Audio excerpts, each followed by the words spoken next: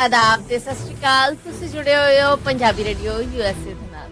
Punjabi radio USA ਦੇ national ਅਤੇ international radio networks ਦੇ ਨਾਲ ਸਭ ਡਿਜੀਟਲ ਪਲੇਟਫਾਰਮ ਜਿਨ੍ਹਾਂ 'ਚ ਫੇਸਬੁੱਕ, ਯੂਟਿਊਬ, ਇੰਸਟਾਗ੍ਰਾਮ ਅਤੇ ਟਿਕਟੌਕ ਤੇ ਸਭ ਵੇਖਦੇ ਤੇ ਸੁਣਨ ਵਾਲਿਆਂ ਨੂੰ ਅਪਡੇਟ ਪਾਕਿਸਤਾਨ 'ਚ ਜੀ ਆਇਆਂ ਨੂੰ ਆਖਦੇ ਹਾਂ। ਮੈਂ ਹਾਂ ਆਪ ਸਭ ਦੇ ਨਾਲ ਮੌਜੂਦ ਪਰਵੀਨ ਮਸੂਦ ਤੇ ਮੇਰੇ ਨਾਲ ਸਾਥ ਦੇਣ ਲਈ ਮੌਜੂਦ ਨੇ ਮਸੂਦ ਮੱਲੀ ਜੀ। ਮਸੂਦ ਜੀ ਆਇਆਂ ਨੂੰ। ਬਹੁਤ ਧੰਨਵਾਦ ਪਰਵੀਨ। ਮੇਰੇ ਵੱਲੋਂ ਵੀ ਸਭ ਦਰਸ਼ਕਾਂ ਨੂੰ, ਸਭ ਸਰੋਤਿਆਂ ਨੂੰ ਦੋਵੇਂ ਹੱਥ ਜੋੜ ਕੇ ਸਲਾਮ, ਆਦਾਬ, ਸਤਿ ਸ਼੍ਰੀ ਅਕਾਲ। ਅੱਜ ਦੇ ਅਪਡੇਟ ਪਾਕਿਸਤਾਨ 'ਚ ਆਪ ਸਭ ਨੂੰ ਪੰਜਾਬੀ ਰੇਡੀਓ ਯੂਐਸਏ ਦੇ ਫ੍ਰੈਸਨੋ ਕੈਲੀਫੋਰਨੀਆ ਸਟੂਡੀਓਜ਼ 'ਚ ਜੀ ਆਇਆਂ ਕਹਿੰਦੇ ਆ।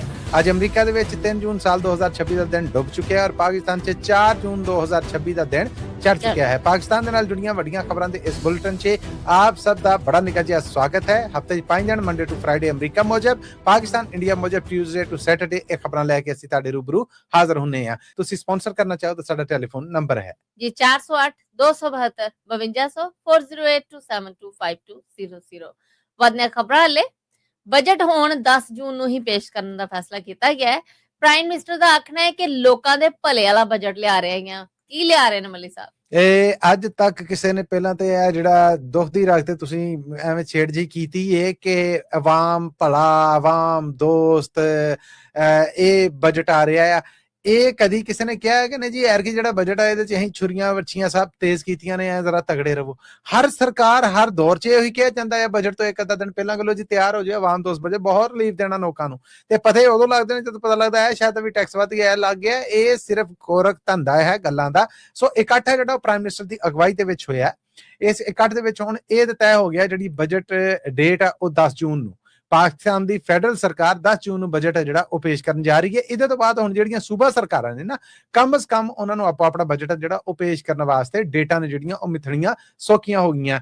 17.1 ਟ੍ਰਿਲੀਅਨ ਰੁਪਏ ਦਾ ਇਹ ਬਜਟ ਹੈ ਜਿਹੜਾ ਜੀ। ਔਰ ਇਹਦੇ ਵਿੱਚ ਐਰਕੀ ਜਿਹਨੂੰ ਕਹਿੰਦੇ ਨੇ ਕਿ ਉਹ ਸ਼ਰ੍ਹਾ ਨਮੂ ਜਿਹੜੀ ਰੱਖੀ ਹੈ ਉਹ 4.1% ਹੈ ਔਰ ਮਹਿੰਗਾਈ ਹੈ ਜਿਹੜੀ ਉਹਦਾ ਇਹ ਆਖਿਆ ਗਿਆ ਕਿ 8.4% ਰਹਿਣ ਦੀ ਉਮੀਦ ਹੈ।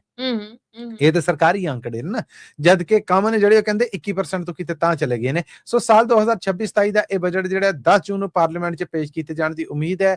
ਹੁਕਮਰਾਨ ਜਮਾਤਾਂ ਨੇ ਜਿਹੜੇ ਹੁਕਮਰਾਨ ਧੜਾ ਹੈ ਜਿਹੜਾ ਇਹਨਾਂ ਦੀ ਆਪਸ 'ਚ ਸਲਾਹ ਮਸ਼ਵਰਾ ਜਿਹੜਾ ਇਹ ਹੋ ਕੇ ਇਸ ਤੋਂ ਬਾਅਦ ਪਾਕਿਸਤਾਨੀ ਪ੍ਰਾਈਮ ਮਿਨਿਸਟਰ ਨੇ ਆਖਿਆ ਕਿ ਅਸੀਂ ਇਸ ਬਜਟ 'ਚ ਲੋਕਾਂ ਨੂੰ ਬਹੁਤੇ ਤੋਂ ਬਹੁਤਾ ਰਿਲੀਫ ਦੇਣ ਜਾ ਰਹੇ ਹਾਂ, ਜਦ ਕਿ ਹਕੀਕਤ ਇਹ ਆ ਕਿ ਜੋ IMF ਕਹਿ ਰਿਹਾ ਉਹਦੇ ਤੋਂ ਇੱਕ ਪੈਰ ਇੱਧਰ ਉੱਧਰ ਹੋਣ ਦਾ ਕੋਈ ਚਾਂਸ ਹੀ ਨਹੀਂ ਹੈ। ਇਟਲੀ 'ਚ ਸਾੜ ਕੇ ਕਤਲ ਕੀਤੇ ਜਾਣ ਵਾਲੇ ਮਜ਼ਦੂਰਾਂ 'ਚ ਸੁਣਿਆ ਇੱਕ ਪਾਕਿਸਤਾਨੀ ਸੀ ਤੇ 3 ਅਫਗਾਨੀ ਸਨ। ਕੀ ਅਪਡੇਟ ਆ?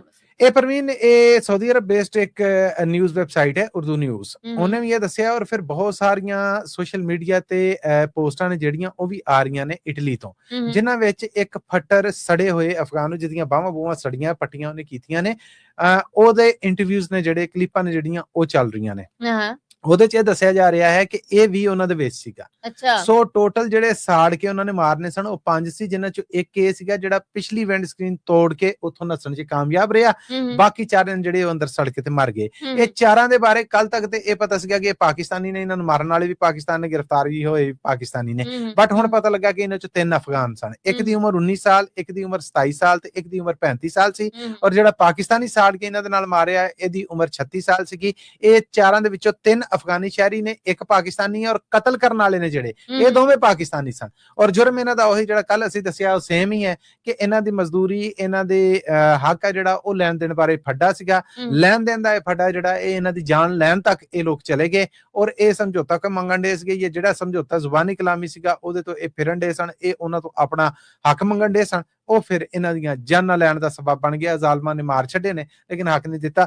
ਕੇਸ ਹੈ ਜਿਹੜਾ ਇਹ ਬਰਲ ਉੱਤੇ ਵਾਵਾ ਭੱਕ ਚੁੱਕਿਆ। ਔਰ ਕਿਹਾ ਜਾ ਰਿਹਾ ਹੈ ਕਿ ਜਿਸ ਇਲਾਕੇ 'ਚ ਇਹ ਵਾਰਦਾਤ ਹੋਈ ਹੈ ਉੱਥੇ ਇਸ ਤੋਂ ਪਹਿਲਾਂ ਖੇਤਾਂ 'ਚ ਕੰਮ ਕਰਨ ਵਾਲੇ ਪਾਕਿਸਤਾਨੀ ਅਫਗਾਨੀ ਮਜ਼ਦੂਰ ਨੇ ਜਿਹੜੇ ਇਹ ਚੈਰੀ ਔਰ ਸਟ੍ਰਾਬੇਰੀ ਜਿਹੜੀ ਉਹ ਚੁਣਦੇ ਸਨ। ਪ੍ਰਵੀਨ ਕਹਿੰਦੇ ਨੇ ਕਿ 14 ਗੱਡੀਆਂ ਇਸ ਤੋਂ ਪਹਿਲਾਂ ਵੀ ਸਾੜੀਆਂ ਗਈਆਂ। ਮਾਲਕਾਨ ਉੱਥੇ ਇਹਨਾਂ ਨੂੰ ਰੱਖ ਲੈਂਦੇ ਨੇ, ਪੈਸੇ ਨਹੀਂ ਦਿੰਦੇ। ਉਸ ਤੋਂ ਬਾਅਦ ਜਦੋਂ ਇਹਨਾਂ ਨੂੰ ਕੱਢਦੇ ਨੇ ਤੇ ਨੁਕਸਾਨ ਦੇ ਤੌਰ ਤੇ ਉਹਨਾਂ ਦੀਆਂ ਗੱਡੀਆਂ ਨੂੰ ਅੱਗ ਲਾਉਂਦੇ ਨੇ। ਇਹਨਾਂ ਨੇ ਵੀ ਕਹਿੰਦੇ ਨੇ ਕਿ ਗੱਲਬਾਤ ਇਹੋ ਜਿਹੀ ਹੋਈ ਜਦੋਂ ਝੇੜਾ ਬਣਿਆ ਤੇ ਨਾ ਕਿ ਅਸੀਂ ਵੀ ਤੇਰੀ ਗੱਡੀ ਨੂੰ ਅੱਗ ਲਾ ਦਾਂਗੇ। ਉਹਨਾਂ ਨੇ ਪਹਿਲਾਂ ਮਾਰਿਆ ਕੁੱਟਿਆ ਬੜੀ ਬੇਦਰਦੀ ਦੇ ਨਾਲ, ਫਿਰ ਗੱਡੀ ਦੇ ਵਿੱਚ ਇਹਨਾਂ ਨੂੰ ਪਾ ਕੇ ਅੱਗ ਲਾ ਦਿੱਤੀ। ਸੋ ਉਸ ਇਲਾਕੇ 'ਚ ਇਹੋ ਜਿਹੇ ਕਹਿੰਦੇ ਨੇ ਕਿ 14 ਮਾਮਲਾਤ ਹੋਏ ਨੇ, 14 ਗੱਡੀਆਂ ਸੜੀਆਂ ਨੇ। ਔਰ ਉਹ 14 ਗੱਡੀਆਂ ਸਾੜਨ ਵਾਲੇ ਇਹੀ ਪਾਕਿਸਤਾਨੀ ਔਰ ਅਫਗਾਨੀ ਖੇਤੀ ਮਜ਼ਦੂਰ ਨੇ ਜੀ। ਲਾਹੌਰ ਹਾਈ ਕੋਰਟ ਨੇ ਮੋਟਰਵੇ ਰੇਪ ਕੇਸ ਦੇ ਦੋਵਾਂ ਮੁਜਰਮਾਂ ਦੀ ਸਜ਼ਾਏ ਮੌਤ ਕਾਇਮ ਰੱਖਣ ਦਾ ਫੈਸਲਾ ਕੀਤਾ ਹੈਗਾ। ਕੀ ਅਪਡੇਟ? ਅਪਡੇਟ ਇਹ ਹੈ ਜੀ ਕਿ ਇਹ ਆਬਦ ਨੇ ਔਰ ਸ਼ਫਕਤ ਬੱਗਾ ਇਹਨਾਂ ਦੋਵਾਂ ਨੇ 9 ਸਤੰਬਰ 2020 ਨੂੰ ਪਾਕਿਸਤਾਨ 'ਚ ਬਹੁਤ ਹੀ ਮਾਮਲਾ ਭਖਿਆ ਕਿ ਮਾਂ ਨੂੰ ਉਹਦੇ ਬੱਚਿਆਂ ਦੇ ਸਾਹਮਣੇ ਇਹਨਾਂ ਨੇ ਮੋਟਰਵੇ ਤੇ ਉਹਦੀ ਗੱਡੀ ਦਾ ਤੇਲ ਮੁੱਕ ਗਿਆ, ਉੱਥੇ ਖਲੋਤੀ ਇਹ ਆਏ, ਇਹਨਾਂ ਨੇ ਆ ਕੇ ਬੱਚੇ ਨੇ ਜਿਹੜੇ ਉਹਨਾਂ ਨੂੰ ਵੀ ਮਾਰਿਆ, ਕੁੱਟਿਆ, ਲਹੂ ਲੁਹਾਨ ਕੀਤਾ ਔਰ ਉਹਨਾਂ ਦੇ ਸਾਹਮਣੇ ਉਹਨਾਂ ਦੀ ਮਾਂ ਹੈ ਜਿਹੜੀ ਉਹਨਾਂ ਦੇ ਨਾਲ ਇਹਨਾਂ ਨੇ ਧੱਕਾ ਕੀਤਾ। ਸੋ ਉਹ ਜਬਰ ਜਿਹੜਾ ਉਸ ਤੋਂ ਬਾਅਦ ਇਹ ਕੇਸ ਫਿਰ ਪੁਲਿਸ ਦਾ ਮਹਿਕਮਾ ਜਿਹੜਾ ਉਹਦੇ ਵੱਲੋਂ ਬੜੀ ਬਦਕਿਸਮਤੀ ਇਹ ਕਿ ਉਹ ਉਲਟਾ ਉਹਨੂੰ ਵਿਕਟਮ ਆ ਜਿਹੜਾ ਉਹਨੂੰ ਕਹਿੰਦੀ ਰਹੀ ਤੂੰ ਰਾਤ ਨੂੰ ਇੱਥੇ ਕੀ ਕਰਨ ਰਹੀ ਸੀਗੇ, ਤੂੰ ਨਿਆਣੇ ਲੈ ਕੇ ਕਿਉਂ ਨਿਕਲੀ, ਸਿੱਧੀ ਸਾਫ਼ ਦੱਸ ਕਿਹਨੂੰ ਮਿਲ ਕੇ ਆਈ ਸੀ। ਬਟ ਇਹ ਕੇਸ ਇੱਕ ਟ੍ਰਾਇਲ ਕੇਸ ਬਣ ਗਿਆ, ਬਹੁਤ ਉੱਤੇ ਤੱਕ ਇਹਦਾ ਨੋਟਿਸ ਲਿਆ ਗਿਆ, ਇਹਨਾਂ ਦੋਵਾਂ ਨੂੰ ਗ੍ਰਿਫਤਾਰ ਕੀਤਾ ਗਿਆ। ਪਹਿਲਾਂ ਤੇ ਉਹ ਬੱਗਾ ਜਿਹੜਾ ਉਹਨੂੰ ਗ੍ਰਿਫਤਾਰ ਕੀਤਾ ਗਿਆ, ਬਾਅਦ ਚ ਇਹ ਆਬਦ ਜਿਹੜਾ ਇਹਨੂੰ ਵੀ ਗ੍ਰਿਫਤਾਰ ਕੀਤਾ ਗਿਆ। ਫਿਰ ਉਸ ਤੋਂ ਬਾਅਦ ਬੜੀ ਸਪੀਡ ਦੇ ਨਾਲ ਇਹਨਾਂ ਦਾ ਕੋਰਟ ਟ੍ਰਾਇਲ ਹੋਇਆ ਔਰ ਅਦਾਲਤ ਆ ਜਿਹੜੀ ਉਹਨੇ ਆਪਣੇ ਫੈਸਲੇ ਦੇ ਵਿੱਚ ਇਹਨਾਂ ਦੋਵਾਂ ਨੂੰ ਸਜ਼ਾਏ ਮੌਤ ਆ ਜਿਹੜੀ ਉਹ ਸੁਣਾ ਦਿੱਤੀ। 20 ਮਾਰਚ 2021 ਨੂੰ ਇੱਕ ਅਦਾਲਤ ਆ ਜਿਹੜੀ ਉਹਦੇ ਵੱਲੋਂ ਇਹਨਾਂ ਨੂੰ ਸਜ਼ਾਏ ਮੌਤ ਆ ਜਿਹੜੀ ਉਹ ਸੁਣਾਈ ਗਈ ਔਰ 25 ਮਾਰਚ ਨੂੰ ਇਹਨਾਂ ਦੋਵਾਂ ਨੇ ਇਸ ਸਜ਼ਾਏ ਮੌਤ ਨੂੰ ਲਾਹੌਰ ਹਾਈ ਕੋਰਟ 'ਚ ਚੈਲੰਜ ਕਰ ਦਿੱਤਾ। ਸੋ ਉਹ ਹੁਣ 21 ਤੋਂ ਲੈ ਕੇ 26 5 ਸਾਲ ਤੋਂ ਵੱਧ ਦਾ 5.5 ਸਾਲ ਆਲਮੋਸਟ ਹੋ ਗਏ। ਹੁਣ ਆ ਕੇ ਲਾਹੌਰ ਹਾਈ ਕੋਰਟ ਨੇ ਇਹਨਾਂ ਦੀ ਸਜ਼ਾਏ ਮੌਤ ਆ ਜਿਹੜੀ ਉਹ ਕਾਇਮ ਰੱਖੀ, ਯਾਨੀ ਜਿੰਨੀਆਂ ਸਜ਼ਾਵਾਂ ਦਿੱਤੀਆਂ ਗਈਆਂ ਸੀਗੀਆਂ ਉਹਨਾਂ ਦੇ ਵਿੱਚੋਂ ਕਿਸੇ ਸਜ਼ਾ 'ਚ ਕਿਸੇ ਕਿਸਮ ਦੀ ਕੋਈ ਮਾਫੀ ਨਹੀਂ ਕੀਤੀ ਗਈ। ਪਰ ਇਹਨਾਂ ਕੋਲ ਹਜੇ ਵੀ ਇਹ ਇੱਕ ਰਾਈਟ ਹੈ, ਇੱਕ ਹੱਕ ਹੈ ਮੁਜਰਮ ਦੇ ਤੌਰ ਤੇ ਕਿ ਇਹ ਇਹਨੂੰ ਹੁਣ ਸੁਪਰੀਮ ਕੋਰਟ ਪਾਕਿਸਤਾਨ 'ਚ ਲੈ ਜਾਣ। ਜੇ ਸੁਪਰੀਮ ਕੋਰਟ ਆਫ ਪਾਕਿਸਤਾਨ ਵੀ ਇਸ ਸਜ਼ਾ ਨੂੰ ਕਾਇਮ ਰੱਖਦੀ ਹੈ ਤੇ ਇਹ ਇਸ ਸਜ਼ਾਏ ਮੌਤ ਤੋਂ ਬਚਣ ਵਾਸਤੇ ਪ੍ਰੈਜ਼ੀਡੈਂਟ ਆਫ ਪਾਕਿਸਤਾਨ ਨੂੰ ਅਪੀਲ ਕਰ ਸਕਦੇ ਨੇ। ਪ੍ਰੈਜ਼ੀਡੈਂਟ ਆਫ ਪਾਕਿਸਤਾਨ ਦੇ ਕੋਲ ਇਹ ਇਖਤਿਆਰ ਹੈ ਕਿ ਉਹ ਸਾਰੀਆਂ ਅਦਾਲਤਾਂ ਦੇ ਹੁਕਮ ਨੂੰ ਵਾਇਲੇਟ ਕਰਦੇ ਹੋਇਆ ਇਹਨਾਂ ਨੂੰ ਮਾਫ ਕਰ ਦੇਵੇ, ਇਹਨਾਂ ਦੀ ਸਜ਼ਾ 'ਚ ਕਮੀ ਘਾਟਾ ਕਰ ਦੇਵੇ। ਪਰ ਹੁਣ ਇਹਨਾਂ ਕੋਲ ਅਗਲਾ ਬੂਆ ਜਿਹੜਾ ਉਹ ਸੁਪਰੀਮ ਕੋਰਟ ਪਾਕਿਸਤਾਨ ਦਾ ਹੈ। ਲਾਹੌਰ ਹਾਈ ਕੋਰਟ ਨੇ ਟ੍ਰਾਇਲ ਕੋਰਟ ਦੇ ਫੈਸਲੇ ਨੂੰ ਐਜ਼ ਇਟ ਇਜ਼ ਕਾਇਮ ਦਾਇਮ ਰੱਖਿਆ ਔਰ ਉਹਦੇ 'ਚ ਕੋਈ ਕਮੀ ਘਾਟਾ ਨਹੀਂ ਕੀਤਾ ਜੀ। ਐਸੇ ਲੋਕ ਜਿਹੜੇ ਓਵਰਸਟੇ ਕਾਰਨ ਡੀਪੋਰਟ ਹੋ ਕੇ ਪਾਕਿਸਤਾਨ ਆਏ ਨੇ, ਉਹਨਾਂ ਦੇ ਨਾਂ ਪੀਸੀਐਲ ਦੀ ਲਿਸਟ ਦੇ ਵਿੱਚ ਚਾੜਨਾ ਗੈਰ ਕਾਨੂੰਨੀ ਹੈ। ਇਸਲਾਮਾਬਾਦ ਹਾਈ ਕੋਰਟ ਦਾ ਫੈਸਲਾ, ਵੱਡਾ ਫੈਸਲਾ ਹੈ ਜੀ। ਬਹੁਤ ਸਾਰੇ ਲੋਕ ਦੂਜੇ ਮੁਲਕਾਂ ਤੋਂ ਡੀਪੋਰਟ ਹੋਏ, ਵੀਜ਼ਾ ਸੀਗਾ ਜੈਨੂਇਨ ਲੀਗਲ ਤਰੀਕੇ ਦੇ ਨਾਲ ਗਏ, ਉੱਥੇ ਜਾ ਕੇ ਓਵਰਸਟੇ ਹੋ ਗਿਆ, ਉਹ ਕੋਸ਼ਿਸ਼ ਕਰਨ ਦੇ ਸਨ ਜਾਂ ਉੱਥੇ ਰਹਿਣ ਵਾਸਤੇ ਉਹਨਾਂ ਨੇ ਪੋਲੀਟੀਕਲ ਅਸਾਈਲਮ ਕੀਤਾ ਸੀਗਾ, ਕੋਈ ਵੀ ਮਾਮਲਾ ਸੀ। ਜਦੋਂ ਉਹ ਡੀਪੋਰਟ ਹੋ ਕੇ ਪਾਕਿਸਤਾਨ ਅੱਪੜਦੇ ਸੀਗੇ, ਪਾਕਿਸਤਾਨੀ ਫੈਡਰਲ ਇੰਟੀਰੀਅਰ ਮਿਨਿਸਟਰੀ ਹੈ ਜਿਹੜੀ ਉਹਨਾਂ ਦਾ ਮਹਿਕਮਾ FIA, ਇਹਨਾਂ ਦਾ ਨਾਂ, ਇਹਨਾਂ ਦਾ ਪਾਸਪੋਰਟ ਨੰਬਰ ਸਭ ਕੁਝ ਜਾਂਚਾਂ ਜਿਹਦੇ ਤੇ ਦੁਬਾਰਾ ਬਾਹਰ ਦਾ ਸਫ਼ਰ ਕਰ ਸਕਦੇ ਨੇ ਉਹਨੂੰ ਇਸ ਖਾਤੇ ਪਾ ਦਿੰਦੀ ਸੀ, ਇਸ ਲਿਸਟ 'ਚ ਚਾੜ ਦਿੰਦੀ ਸੀਗੀ। ਸੋ ਹੁਣ ਫਿਰ ਉਹ ਲੋਕਾਂ ਨੇ ਆਖਿਆ ਕਿ ਠੀਕ ਹੈ ਅਸੀਂ ਇੱਕ ਪਾਸਿਓਂ ਇਹ ਹੋ ਗਿਆ, ਸਭ ਕੁਝ ਹੋ ਗਿਆ, ਜੁਰਮ ਹੋਇਆ ਉਸ ਮੁਲਕ 'ਚ ਹੋਇਆ, ਆਪਣੇ ਮੁਲਕ 'ਚ ਕੀ ਕੀਤਾ? ਇਹ ਕਿੱਥੋਂ ਦਾ ਇਨਸਾਫ ਆ ਕਿ ਸਾਡੇ ਉੱਤੇ ਸਫ਼ਰ ਕਰਨ ਤੇ ਹੀ ਰੋਕ ਲਾ ਦਿੱਤੀ ਜਾਏ? ਇਹ ਫਿਰ ਕੇਸ ਆ ਜਿਹੜਾ ਇਹ ਦਾਇਰ ਹੋਇਆ ਇਸਲਾਮਾਬਾਦ ਹਾਈ ਕੋਰਟ 'ਚ। ਇਸਲਾਮਾਬਾਦ ਹਾਈ ਕੋਰਟ ਨੇ ਆਖਿਆ ਕਿ ਪਾਕਿਸਤਾਨੀ ਕਨਸਟੀਟਿਊਸ਼ਨਲ ਦੇ ਆਰਟੀਕਲ 4 ਦੇ ਤਹਿਤ 9, 10, 18, 15A ਔਰ 25 ਇਹ ਉਹ ਸ਼ਿਕਾਂ ਨੇ ਜਿਨ੍ਹਾਂ ਦੀ ਇਹ ਤੋਹੀਨ ਹੈ, ਖਿਲਾਫ ਵਰਜ਼ੀ ਹੈ, ਉਲੰਘਣਾ ਆ। ਕੋਈ ਬੰਦਾ ਓਵਰਸਟੇ ਇਹ ਸਿਰਫ ਕਨਫਰਮ ਹੋਵੇ ਕਿ ਉਹ ਇਥੋਂ ਨਜਾਇਜ਼ ਤਰੀਕੇ ਦੇ ਨਾਲ ਨਿਕਲਿਆ ਗਿਆ ਆ, ਵੀਜ਼ਾ ਸੀਗਾ ਉੱਥੇ ਓਵਰਸਟੇ ਹੋਇਆ, ਉਹਨਾਂ ਨੂੰ ਡੀਪੋਰਟ ਕਰ ਦਿੱਤਾ, ਉਹ ਅੱਗੇ ਤੋਂ ਸਫ਼ਰ ਕਰਨ ਦਾ ਹੱਕਦਾਰ ਹੈ, ਉਹਦੇ ਇਸ ਹੱਕ ਨੂੰ ਕਿਸੇ ਸੂਰਤ ਵੀ ਨਹੀਂ ਖੋਇਆ ਜਾ ਸਕਦਾ। ਇਹ ਪਾਕਿਸਤਾਨ ਦੀ ਫੈਡਰਲ ਇਸਲਾਮਾਬਾਦ ਹਾਈ ਕੋਰਟ ਵੱਲੋਂ ਇੱਕ ਵੱਡਾ ਫੈਸਲਾ ਜਿਹੜਾ ਉਹ ਆਇਆ ਆ ਔਰ ਕੋਈ ਥੋੜਾ ਜਿਹਾ ਲੋਕਾਂ ਨੂੰ ਸਾਹ ਲੈਣ ਦੇ ਵਿੱਚ ਸੁਖਾਲਤਾ ਵੀ ਲੱਭੀ ਇਸ ਫੈਸਲੇ ਦੇ ਨਾਲ। ਅਦਰਵਾਈਜ਼ ਤਾਂ ਕਹਿੰਦੇ ਨੇ ਕਿ 에ਅਰਪੋਰਟਾਂ ਦੇ ਉੱਤੇ ਜੋ ਕੁਝ ਹੋ ਰਿਹਾ ਆ, ਲੋਕ ਸਭ ਕੁਝ ਲੀਗਲ ਹੋਣ ਦੇ ਬਾਵਜੂਦ ਵੀ ਜਾਣ ਤੋਂ ਡਰਨ ਦੇ ਨੇ, ਇੰਨੀ ਉਥੋਂ ਉਹ ਆਫਲੋਡਿੰਗ ਕਰਨ ਦੇ ਜੀ।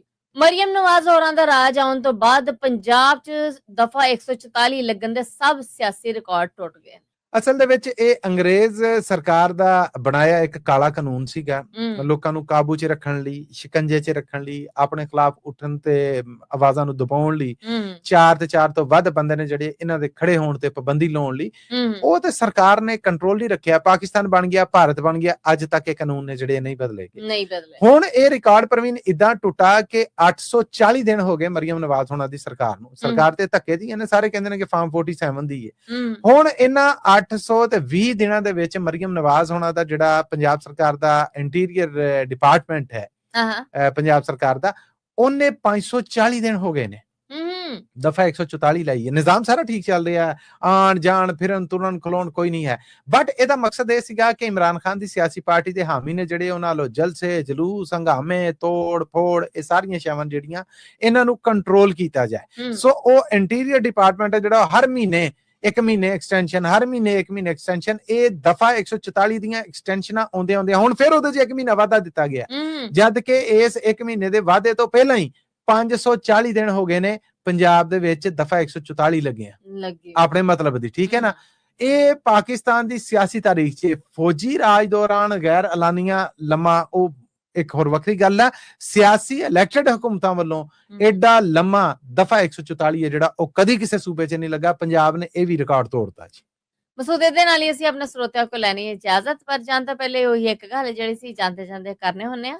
ਇਹ ਖਬਰਾਂ ਤੁਸੀਂ ਪੰਜਾਬੀ ਰੇਡੀਓ USA ਦੇ ਨੈਸ਼ਨਲ ਔਰ ਇੰਟਰਨੈਸ਼ਨਲ ਰੇਡੀਓ ਨੈਟਵਰਕ ਦੇ ਨਾਲ ਸਾਡੇ ਡਿਜੀਟਲ ਪਲੇਟਫਾਰਮ ਜਿਨ੍ਹਾਂ 'ਚ ਪੰਜਾਬੀ ਰੇਡੀਓ USA ਦਾ ਫੇਸਬੁੱਕ ਹੈ, YouTube ਹੈ, ਇੰਸਟਾਗ੍ਰਾਮ ਹੈ, ਟਿਕਟੌਕ ਹੈ, ਇਹਨਾਂ ਤੇ ਵੀ ਵੇਖ ਔਰ ਸੁਣ ਸਕਦੇ ਜੀ। ਇਹ ਖਬਰਾਂ ਹਫਤੇ 5 ਦਿਨ ਮੰਡੇ ਟੂ ਫਰਾਈਡੇ ਅਮਰੀਕਾ ਮੁਜਬ ਔਰ ਟਿਊਜ਼ਡੇ ਟੂ ਸੈਟਰਡੇ ਪਾਕਿਸਤਾਨ ਔਰ ਇੰਡੀਆ ਮੁਜਬ ਅਸੀਂ ਤੁਹਾਡੇ ਲਈ ਲੈ ਕੇ ਆਉਂਦੇ। ਜੇ ਸਮਝਦੇ ਜੇ ਕਿ ਇਹਨਾਂ ਖਬਰਾਂ ਨੂੰ ਸਪਾਂਸਰ ਕਰਨ ਦੇ ਨਾਲ ਤੁਹਾਡੇ ਕੰਮਕਾਰ, ਕਾਰੋਬਾਰ, ਵਪਾਰ ਦੇ ਵਧਾ ਦੇ ਵਿੱਚ ਕੋਈ ਫਾਇਦਾ ਹੋ ਸਕਦਾ ਤੇ ਇਹਨਾਂ ਨੂੰ ਸਪਾਂਸਰ ਜ਼ਰੂਰ ਕਰਨਾ। ਸਪਾਂਸਰਸ਼ਿਪ ਲਈ ਸਾਡਾ ਟੈਲੀਫੋਨ ਨੰਬਰ ਹੈ ਜੀ 408 272 5200 4082725200। ਇਹਦੇ ਨਾਲ ਹੀ ਅਪਡੇਟ ਪਾਕਿਸਤਾਨ ਦੇ ਵਿੱਚੋਂ ਸਾਨੂੰ ਦਿਓ ਇਜਾਜ਼ਤ। ਅਗਲੇ ਅਪਡੇਟ ਪਾਕਿਸਤਾਨ ਤੱਕ ਲਈ ਮੇਰਾ, ਤੁਹਾਡਾ, ਸਾਡਾ ਸਾਰਿਆਂ ਦਾ ਰੱਬ ਰਾਖਾ।